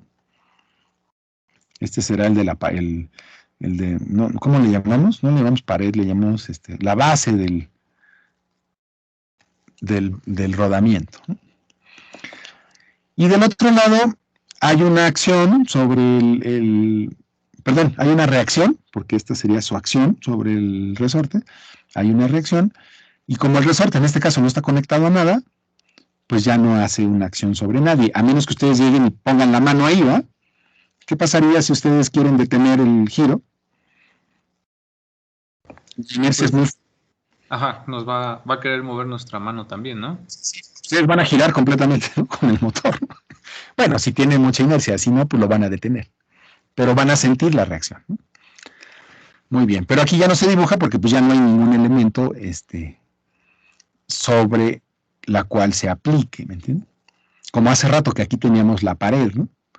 Aquí no, a menos que lleguen y pongan el elemento, pues entonces ya se dibujará ese torque. ¿Vale? Entonces, aquí no tendría sentido aplicar el principio aquí, porque lo único que va a decir es que TB sub teta es igual a TB sub teta, ni acá, en el resorte, donde tiene sentido aplicarlo, pues es en la inercia, donde sí voy a ver que el torque de entrada va a ser igual a la suma de estos 3 torques de reacción. Y eso es lo que me dice la ecuación 1. O bien, el torque que va en sentido antihorario lo pongo positivo, y los otros 3 que van en sentido antihorario, no es cierto, va en sentido antihorario y estos van en sentido horario. Y por lo tanto, los 3 tienen signo negativo. ¿Sí se entiende? Sí. Perfecto. Muy bien, ahí vamos. Cansa estar sentado. Era mejor cuando estaba parado.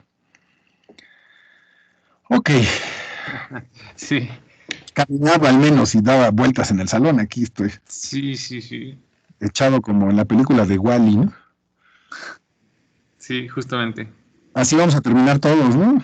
Si esto dura mucho tiempo, todos gordos. Sí, si no se acaba el mundo. Cebosos. Y llenos de robots. Bueno, aquí está mal escrito. Ok, pasemos entonces a los sistemas hidráulicos. Como pueden ver, en los sistemas mecánicos es bien fácil, ¿no? Lo único es que sí tenemos que hacer ese diagrama de fuerzas o ese diagrama de torques. Quizás en este ejemplo está muy sencillo, pero en otros ejemplos sí les recomiendo que siempre dibujen el diagrama de torques. No, sí les recomiendo. Les voy a pedir que lo hagan siempre. No, si no lo ponen, les voy a bajar puntos.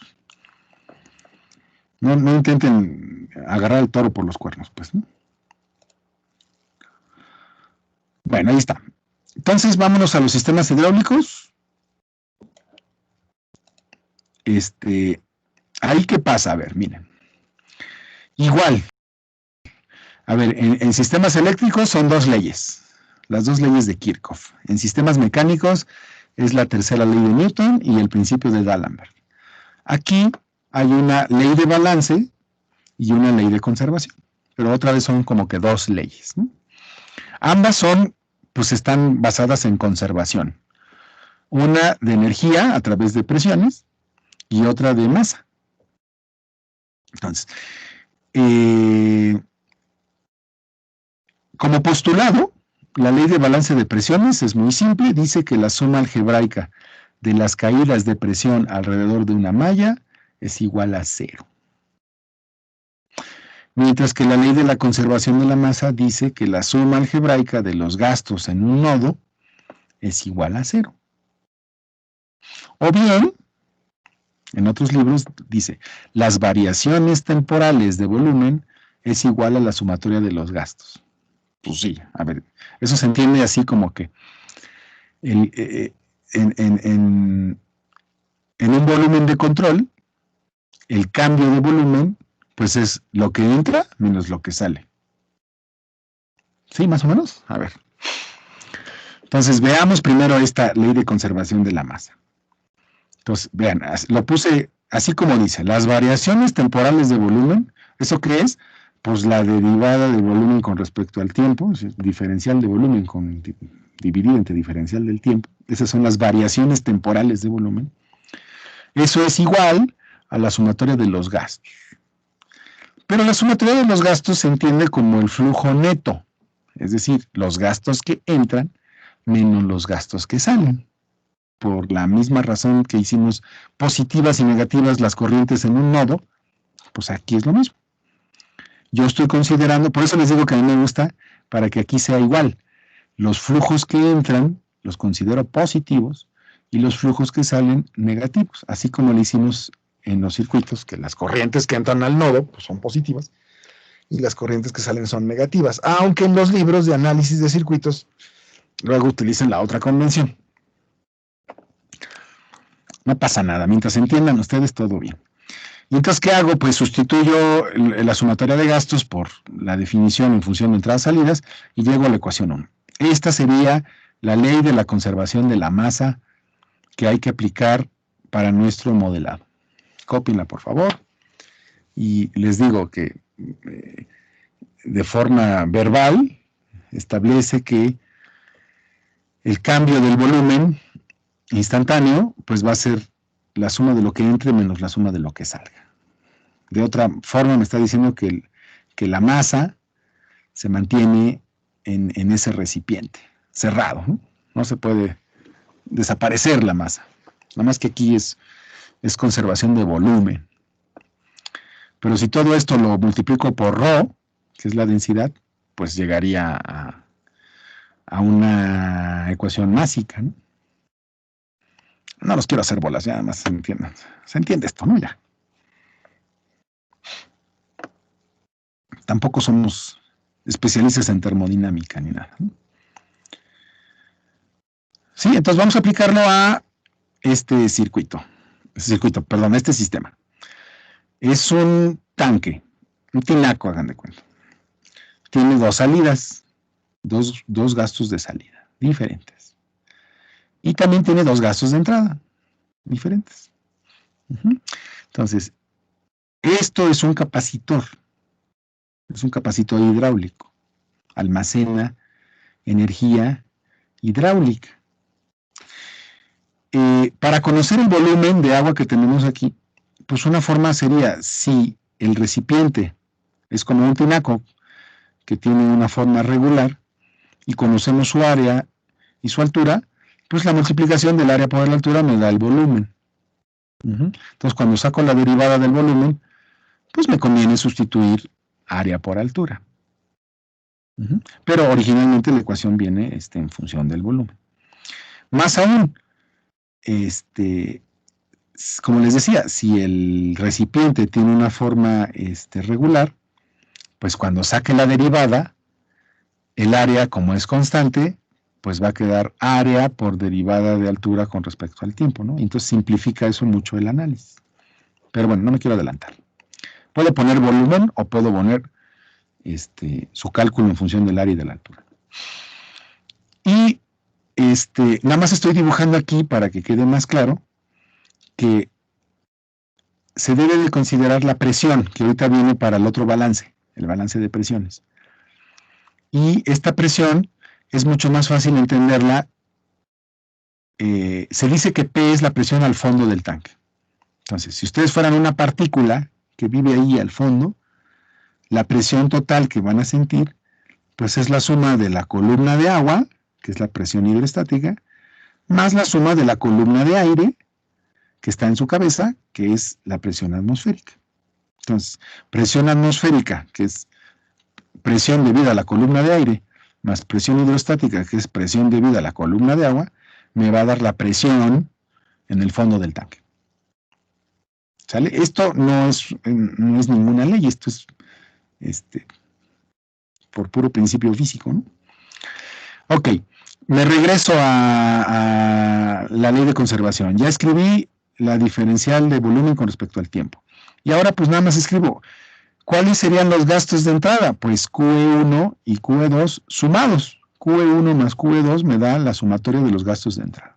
Y a eso tengo que restarle la sumatoria de los gastos de salida. En este caso tiene dos gastos de salida, que son Q1 y Q2, y ambos van con signo negativo, porque pues están dentro de la sumatoria. Y esto entonces es la ecuación de balance de masa de los sistemas hidráulicos. Y el balance de presiones, pues lo obtuve mucho más fácil si yo me considero una partícula, les digo, dentro del agua, dentro del líquido, en el fondo del tanque, pues simplemente analizo que las dos columnas, la presión debida a las dos columnas que están encima de mí como partícula, me van a dar la presión total. Si lo vemos como está planteado aquí, que es la suma algebraica de las caídas de presión alrededor de una malla, pues entonces veo aquí, tengo que hacer una malla, como si fuera una malla en circuitos, ¿no? Entonces, analizo en el sentido de la malla y veo que aquí hay una presión que no es caída, es subida, la P0, luego la pH también es subida y la P es caída. Entonces, pues la P la considero como positiva y la H y la 0 como negativas y llego a la misma ecuación. 6 y 7 son similares. Pero a mí se me hace más difícil hacerlo así como una malla que como les acabo de decir, ¿no? Siéntanse una partícula y simplemente, ¿qué tengo encima de mi cabeza? Pues dos columnas que sumadas me generan la presión total en el fondo. ¿Sí se entiende así?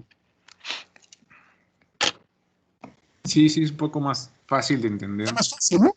Sí. Sobre todo si ya fuera un sistema de calderas, y bueno, ahí sí quizás hagamos la malla y veamos cuándo se considera subida y cuándo caída, etcétera, etcétera, ¿no? De hecho, la forma normal sería considerar el pH como subida, el P0 como subida y el P como caída. Y eso es igualarlos a 0. Pero es la misma ecuación, ¿no? 6, 7 y 8 es la misma ecuación. Son equivalentes. Bueno. Y ya está. Eso es todo lo que tengo que hacer para encontrar el modelo, perdón, las ecuaciones de balance del modelo de un sistema hidráulico. ¿Sí? El balance de masa y el balance de presiones. ¿Preguntas hasta aquí? ¿Todo bien? No, nada más es como relacionarlos en diferentes ambientes, ¿no? A ver, no entendí muy bien la pregunta, o el comentario. Que básicamente es aplicar, pues, estamos analizando esas mismas leyes en diferentes ambientes, ¿no? Sí, exactamente. Sentido en entenderlo como la cena y hacer una malla, ¿no? Eso es lo único que les quería decir. Ok. Vale. Entonces, pasemos a los sistemas térmicos. Ya vimos que vamos 2, ¿no? 2 y 2, o sea, ley de voltaje, ley de corriente. Newton, tercera ley de Newton con D'Alembert. Ley de conservación de masa con ley de conservación de presión. Pues como que se antoja que aquí también van a aparecer 2, ¿verdad? 2 leyes o 2 principios. Sí, o tal vez 3. Resulta que no. Resulta que como, ¿se acuerdan que los sistemas térmicos no tienen inductores? Sí, es verdad. Entonces, exacto, por esa razón solamente va a aparecer una sola ley. Claro, que no se las voy a dar así nada más de que pues aquí está y utilícenla. Vamos a ver un poquito de dónde sale. Bueno, sale de la primera ley de la termodinámica, que establece que la energía interna de un sistema es igual a la energía que le entra menos la energía que le sale, ¿no? Pues es otra vez un balance de energía, tal cual. Eso es lo que plantea básicamente la primera ley de la termodinámica. El cambio de energía interna es igual al cambio de flujo de calor transferido al sistema menos el trabajo realizado por el sistema. Es decir, la energía que le entra a través de un flujo de calor, la energía térmica, menos la energía perdida a través de generación de trabajo sobre sus alrededores. ¿Sí? Eso es lo que dice la primera ley. Cópienla y sí se acuerdan que lo vieron algún día, ¿no? En termodinámica. Sí. Que de hecho luego decíamos que el cambio de energía interna era 0, ¿no? Bueno, eso lo usábamos para los análisis de las calderas y intercambiadores de calor, etcétera, etcétera. Ajá, cuando consideras que es un sistema adiabático, ¿no? Sí. Muy bien. Sí, es aquel sistema que no intercambia ni trabajo ni calor, ¿no? Con sus alrededores. Muy bien. Entonces, si se acuerdan y sí aplicaron esto en algún momento, pues aquí lo vamos a volver a aplicar. Entonces, visto desde el punto de vista así como de un sistema cerrado, ahí lo dibujé. Déjenme, voy para acá abajo. Ahí está, dibujé el sistema y dije, bueno, pues la energía que está dentro del sistema, ¿cómo puede cambiar? Pues en función del calor que le entre y del calor que pierda generando trabajo en sus alrededores. Ahí está de forma gráfica, digamos, la primera ley de la termo. Ok, ahora, resulta que la energía interna la podemos reescribir así. Le cambio la letra, en vez de ser una mayúscula, la cambio por minúscula, pero la multiplico por la masa, que sería ρ por B. ¿Por qué? ¿Qué cambio hay entre la U mayúscula y la U minúscula? Que aquí la U minúscula es la energía interna, pero por unidad de masa. Ya no es la energía interna total. ¿Por qué me interesa?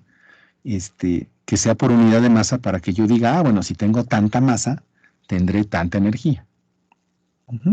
Pero aparte la masa no la escribo como tal, la escribo como la multiplicación de la densidad por el volumen. Y entonces, como cambié aquí este lado de la ecuación por unidad de masa, pues también el flujo de calor neto ahora va a ser la tasa neta de flujo de calor y el trabajo también va a ser por unidad de masa. Y entonces reescribo la ecuación 1 como la ecuación 2.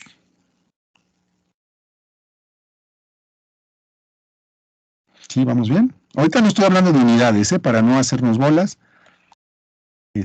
Solamente de ¿cómo se dice? De magnitud, bueno, no tampoco de magnitud, sino de variables físicas, ¿no? Energía, como es la tasa neta de flujo de calor, pues está ¿de dónde apareció esta diferencial del tiempo? Pues es que el flujo neto va dividido entre diferencial del tiempo. Entonces, para que quede el flujo, pues tengo que multiplicarlo ahora por diferencial del tiempo. ¿Sí se entiende de dónde salió este? Sí, sí. Porque es ahora la tasa neta, es por unidad de tiempo. Entonces, es la Q que tenía ahí arriba, pero dividida entre diferencial del tiempo, pues ahora tengo que multiplicarla para que mantenga la igualdad. ¿Sí me siguen? Sí, sí. Vale. Entonces, ahí está. Es la misma ecuación, es la primera ley de la termodinámica, pero escrita en función de, por unidad de masa. Ahora, resulta que hay sistemas que se llaman, no me acuerdo bien, pero creo que se llaman sistemas aislados, que son aquellos que no generan trabajo.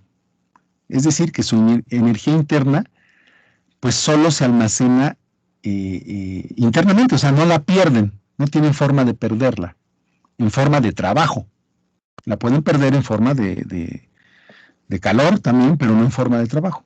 Bueno, pues cuando eso ocurre, que no pierden energía en forma de trabajo, se les denomina sistemas puramente transmisivos. Y les pongo entre paréntesis de calor, pues porque son puramente transmisivos de calor. Si eso ocurre, pues entonces, y como no realizan trabajo, pues este cuate lo hacemos 0, lo quitamos de la ecuación, y la diferencial del tiempo la podemos despejar, aquí está multiplicando, y la podemos dividiendo.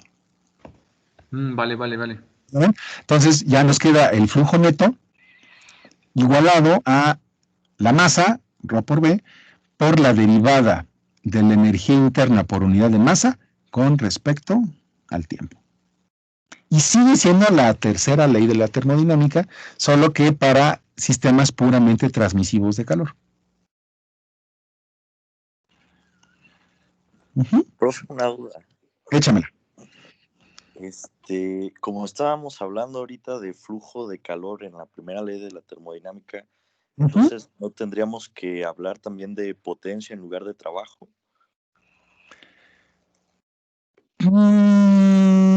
A ver, por eso no me quiero meter con las unidades, porque entramos en ese debate. Pero a ver, potencia.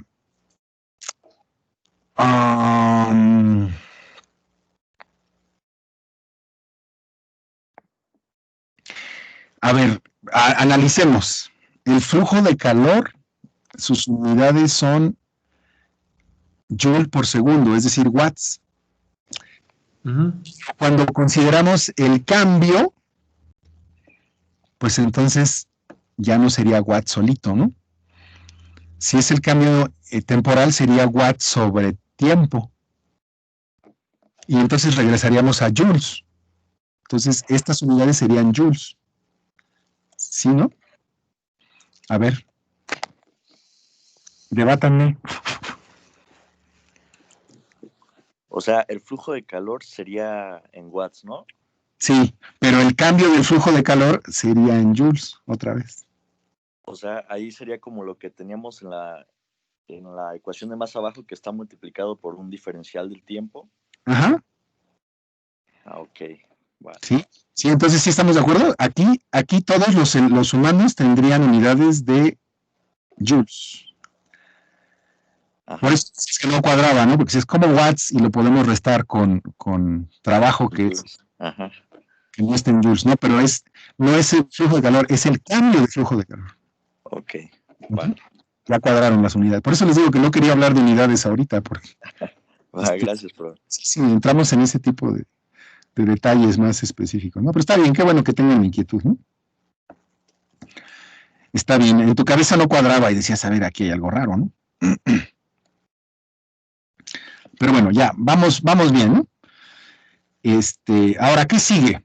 Resulta que la energía interna es proporcional a los cambios en temperatura de un sistema. Bueno, del material o de la masa con la que está formado un sistema.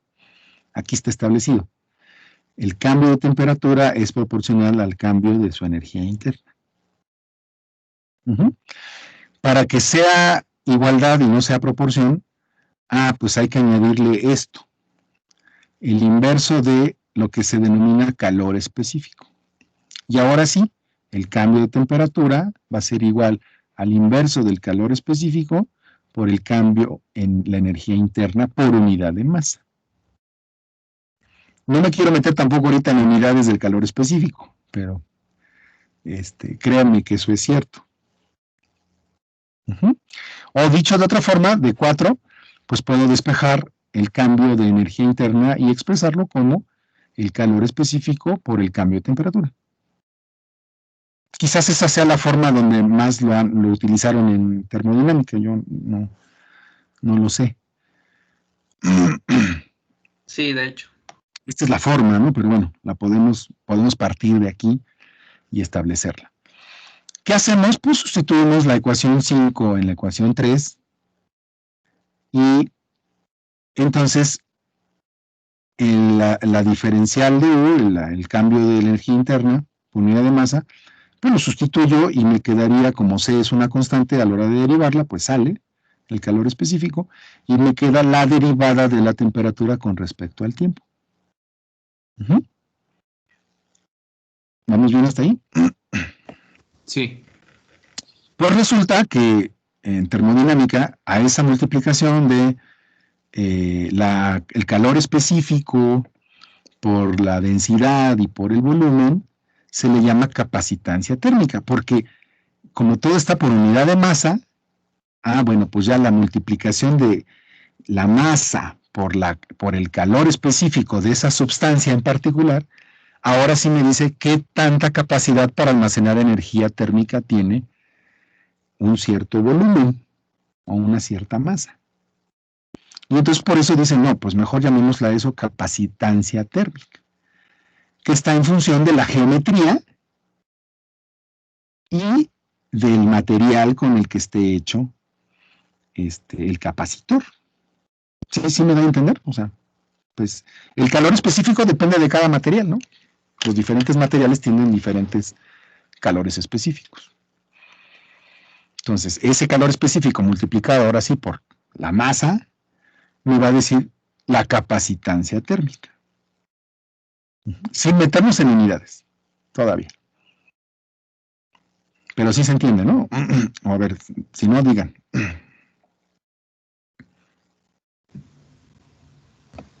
Sí está claro por qué se le llama de esa manera y no nada más como capacidad, ¿no? Ajá. A mí me queda claro, pero bueno, yo he trabajado con sistemas térmicos desde hace mucho. Entonces, sí. Ya muy claro, yo mi tesis de maestría la hice con un reactor químico, entonces desde ahí empecé a trabajar con esto y ya más o menos lo manejo, pero pues no sé ustedes qué tanto lo han manejado, entonces qué tan difícil sea. Sí, como tal, creo que capacitancia térmica, yo no lo había visto. Sí. Ese término. Pero sí se entiende el porqué de él. Ok, muy bien. Entonces le seguimos. Pues bueno, lo único que hago es, pues en vez de poner calor específico con densidad y volumen, sustituyo la capacitancia térmica y ya llego a esta ecuación. ¿Sí? Y la más común es que se ponga así, se despeje de aquí la capacitancia térmica y se ponga en la forma de 8. La derivada de la temperatura con respecto al tiempo es igual al inverso de la capacitancia térmica multiplicada por el flujo de calor neto. Y como el flujo de calor neto se define igual que el flujo en el caudal de un sistema hidráulico, es la sumatoria de calores de entrada, de flujo de calor de entrada, menos la sumatoria de flujos de calor de salida. Pues finalmente sustituyo la 9 en la 7 o en la 8 y llego a la ecuación 10, que en pocas palabras, este lado, la volví a poner de esta forma porque este lado izquierdo de la ecuación, que es la derivada de la temperatura con respecto al tiempo por la capacitancia térmica, me representa el calor absorbido por el capacitor térmico. Mientras que los otros dos términos del lado derecho son el calor recibido menos el calor emanado. Y creo que así queda muy fácil que se acuerden con ese balance de calores, pues de la ecuación que se va a utilizar para los sistemas térmicos. Y que es una sola ecuación. Aquí no hay dos ecuaciones, es una sola. Y en pocas palabras es el calor que absorbo, pues es el que recibo menos el que emano. Así está muy fácil, ¿no? Sí. Sí, es más sencillo. Bueno, se la aprendan hasta de memoria, no sé si lo logremos, pero ojalá se la aprendan de memoria, porque tiene muchas aplicaciones, no solo aquí en esta materia. Muchas cosas utilizan este balance térmico para... De hecho, de aquí les comento, el reactor parte de esta ecuación para modelarse, ¿no? Todos los reactores. Generador de energía también térmico, ¿no? Así es. Ok. Porque lo malo es que la primera ley de la termodinámica establece algo que es difícil de medir, que es la energía interna, ¿no? Entonces, así como está postulada, no tiene tanta utilidad que como ya la vimos ahorita, ¿no? Pero bueno, no me quiero meter en más rollos de termodinámica. Nada más claro. Somos usuarios de la ecuación 10. Nada más quería saber quería mostrarles más o menos de dónde salió. Y no nada más dárselas y decirles, apréndesela de memoria, no. Hacer un análisis más o menos que sale de la primera ley y llegamos a este sistema. Pero obviamente, nada más que sí quede claro que los sistemas que vamos a analizar, pues son aquellos que no generan trabajo en su alrededor, ¿no? Cuando generen trabajo en su alrededor, pues no podemos eliminar este término que eliminamos hace rato. Hay que considerarlo, y entonces es otro tipo de análisis y de ecuación la que sale, ¿no? Bueno, entonces, regresando a... los reactores químicos no generan trabajo sobre su alrededor, por eso utilizan esta ecuación. Pero bueno, entonces vean, el ejemplo sería esto, un horno y una cocina, ¿no? Entonces, queremos modelar, utilizando la ecuación 10, cómo se da el cambio de temperatura en la cocina. Entonces, la cocina, no sé si por simplicidad, pero bueno, supongan que el horno está en el piso, ¿no? Por ejemplo, donde se hace la barbacoa, que es en el piso, ¿no? Ok, sí. Estamos encima, entonces, el piso de la cocina, esto sería el techo y las dos paredes de la cocina. Entonces, y tenemos un flujo de calor, pues, del horno hacia la cocina. Pero, sin embargo, como tenemos 3 resistencias, pues también hay flujos de calor a través de cada una de las resistencias, que estoy poniendo aquí. Aquí los dibujé como Q1, Q2 y Q3. Y como estamos suponiendo que la temperatura, no lo puse aquí, pero a ver, lo pongo explícito.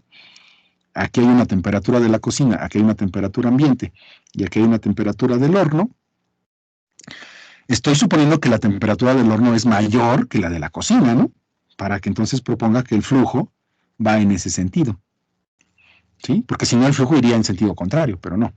Si estoy proponiendo en este sentido, pues aquí hay mayor temperatura que aquí, por eso el flujo va hacia donde hay menos temperatura. Y por lo tanto, estos flujos que salen, aquí hay otro flujo que sale y que sale. Estoy suponiendo que la temperatura de la cocina pues es mayor que la temperatura ambiente, por la misma razón que acabo de explicar. Sí. Entonces ahí está, dibujo entonces el volumen donde quiero calcular el cambio de temperatura. En mi volumen la cocina actúa como un térmico y quiero ver cómo se da ese flujo de calor. Bueno, pues piénsenlo como un nodo, si quieren verlo así, el flujo de calor que entra y los 3 flujos que salen. Bueno, entonces aplicando la ecuación 10, déjenme mover tanto para acá, ahí está. Entonces puedo modelar el cambio de la temperatura de la cocina con respecto al tiempo, es decir, su derivada, multiplicada por la capacitancia térmica de la cocina, igual a su flujo neto, el Q de entrada por el horno, menos los 3 flujos de salida que se pierden hacia el medio ambiente. ¿Cómo ven? Justo a las 11 y terminamos. Voy a explicar el ejercicio. Explicar el ejercicio y el tema. Ok. Vamos súper bien, ¿eh? Vamos, Sí, súper bien. ¿Cómo ven? ¿Se entendió? Sí, con este ejemplo quedó bastante claro. Ok, pues ya con esto terminamos la parte teórica. Ya van a descansar. Esta es la última clase que no les dejo tarea. Porque de ahora en adelante, como les había dicho, puros ejercicios. Ejercicio tras ejercicio tras ejercicio. Porque esto se aprende pues, echando práctica. Con la práctica. Sobre todo lo que les decía acá arriba, y por eso lo puse de color negro, que es la combinación inteligente. ¿Dónde se los puse? Hasta acá arriba, hasta acá arriba. Aquí. Pues es que de inteligente no tiene nada la combinación. Para aprender a hacerla, hay que hacerla, y hay que hacerla muchas veces hasta que le vayan agarrando la onda de cómo se hace esa combinación inteligente. ¿Vale? Y no hay recetas ni reglas, hay nada más recomendaciones. Entonces, pues es como que muy ambiguo el asunto y pues tienen que hacerlo muchas veces para que le vayan agarrando la inteligencia a esa combinación. ¿Vale? Bueno, pues ya no les voy a pasar lista más que aquí con el software. Y pues no hay tarea el día de hoy. Pueden seguir descansando de mí. Pero ya para la próxima ya empezamos con mucha tarea. ¿Vale? ¿Preguntas? ¿Todo quedó bien? ¿Voy bien o voy muy rápido? Sí, profe, ya con los ejercicios nos vamos a poner.